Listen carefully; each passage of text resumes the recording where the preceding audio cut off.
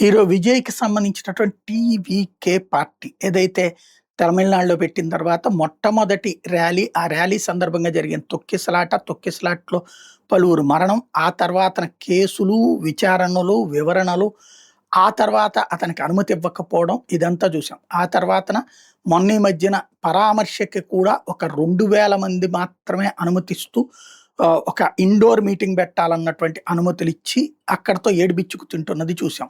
ఇప్పుడు అదే స్టాలిన్‌కిను మిగతా వాళ్ళకేమో సెక్యూరిటీ ఏర్పాటు చేస్తారు. విజయ్‌కేమో ఏర్పాటు చేయరు. ఇప్పుడు పుదుచ్చేరిలో మొన్న అడిగితే పర్మిషనే ఇవ్వమని చెప్పారు. తర్వాత కోర్ట్‌కెళ్తే కోర్ట్ పర్మిషన్ ఇవ్వాల్సిందే అంటే, ఇప్పుడు కేవలం 5000 మందితో సమావేశం ఏర్పాటు చేయాలన్నటువంటి ఆదేశాలిచ్చారు. అంటే ఏంటి? అంతకు మించి మేము అంగీకరించం అన్నటువంటిది. అంటే హీరో విజయ్ లాంటోడు పోతే లక్షలాది మందొస్తారు.